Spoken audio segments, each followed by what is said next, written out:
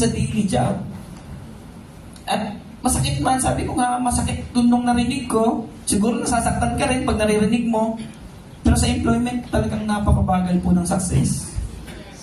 Napakabagal. Tawag namin dyan trap. Lalo na kung nakaka-loan ka. Kasi pag nakaka-loan ka, it means hindi ka talaga makakaalis sa trabaho mo ng ilang taon. Akala natin, natutulungan tayo ng mga boss ng companies na pinapaloan. Oh, grabe, pinaloan ako ng 100,000. Hindi mo alam, pinapatagal nila yung pagtatrabaho mo. Kasi ang hirap eh. Ang hirap humanap ng katulad mo. Nagigets nyo? Yes! Nagigets nyo? Kumbaga parang, alam mo yun, totoo eh. Parang nauuto tayo. Nagigets nyo? Parang, sige, after 2 years, ipopromote ka namin. Tumaas yung ano mo, ranking mo, yung position mo. Yung sweldo mo, 50 pesos lang tinaas. Tama? Tapos yung presyo ng gasolina, presyo ng grocery, ang laki ng tinaas. Ang ending, wala pa rin. Gipit pa rin. Uninformed people. Pag inoferan ka ng business, ang laging sagot mo, di ko alam yan. Nakakatakot kasi gawin yan kasi hindi ko yan alam. Ganun yung mga sagot, ganun yung tumatakbo sa utak. Wala pong kumbaga, huwag kayong mag-alala. Dito sa negosyong ito, napakalawak ho ng tinuturo. Kasi dito, pag nagkaroon ka ng 10,000 pesos na income, ang ituturo sa'yo, paano magkaroon ng 20K. Pag nakaroon ka ng 20K, paano magkaroon ng 50K. Pag may 50K ka na, paano magkaroon ng 100,000. Hanggang sa umabot ka ng 1 million, paano maging 10 million yan? Paano maging 15 million yan? Paano maging 20 million yan? Parang ayaw niya ng 20 million. Nag-guess yung point? Yes. Ano yung sunod? Misinform. Sino yung mga misinform na tao? Ito yung pag sinabing network marketing ang sabi tayo, scam yan.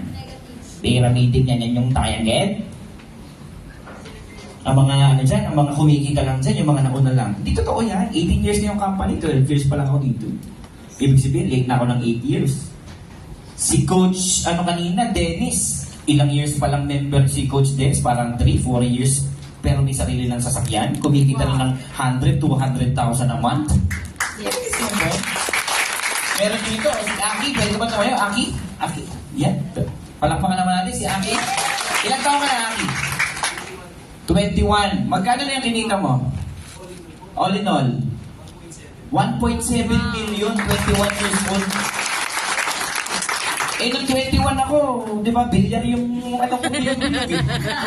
Di ba? Tapos siya 1.7 million yung kinita. Nagigis yung point? Yes. Hindi totoo yan. Misinform lang po kayo. Naririnig nyo lang po yan sa iba't ibang tao na kasabihan o sabi-sabi. Dito kayo makinig doon sa mga tao naging successful talaga. Yes. Huwag doon sa kapitbahay mong mismong sila, yung buhay nila, hindi nila maiangat. Tama. Tapos doon ka makikinig. Minsan kahit ka mag-anak mo, kung kapatid mo, tito mo, nanay mo, tatay mo, kung hindi siya naging successful sa buhay niya, okay lang siguro maging pasaway tayo yung natin silang pakinggan pagdating sa future. Yes. Diba? Kasi isa lang sigurado ko, pag yumaman ka, damay sila. Yes. Tama. Tama? Yes. Alam nga naman kumita ka halimbawa 100,000, ikaw lang magagastos sa 100,000, di mo man lang bibigyan kahit 150 yung nanay mo. Nagigets yung point? It means kung pag-usap ang future, kung pag-usap ang yaman, okay lang siguro mamili kung sino yung pakikinggan. Yes. Sino yung pakikinggan mo? Yung mga tao successful din talaga. Yung nagawa nila, yung tinuturo nila. Yes. Nagets niya? Yes. Hindi naman kasi pwedeng halimbawa, gusto mo maglaro ng basketball, nagpaturo ka doon sa coach ng chess. Nagets niyo? Yes. So ganun din sa negosyo, misinform. Kaya nga po, pag ikaw ang nakasama ng community namin, lalawak po yung alam mo. Lalawak yung knowledge mo. Lalawak yung, kumbaga, abot yung scope ng mga options mo paano ka magkaroon ng multi-million income. Gusto niyo ba yan? Yes. Last, ito po yung informed people. Eto na po kayo. Palakpakan nyo naman yung mga sarili nyo. Bakit kayo na to? Kasi syempre narinig nyo na eh. Alam nyo na kung paano kumita. Alam nyo na yung mga stories ng mga tao nakakausap nyo from rags to riches talaga. Yung tipong makaka-relate ka. Di ba? Yung tipong hirap din sa buhay. Nag-start, katulad ko. Di ba? Wala rin pang, alam nyo, pang baon. Wala rin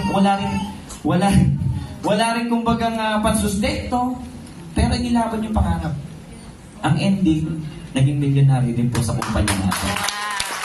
Kaya bago ko matapos, gusto ko lang pong iwan sa inyo na nandito po sa kumpanya ng Alliance in Motion, group of companies. Group of companies na kasi marami na po tayong sangay ng businesses na ituturo din po yun ng tao nag-invite sa inyo soon. Diba? Kasi meron po tayong Bibo Super App para Gcash.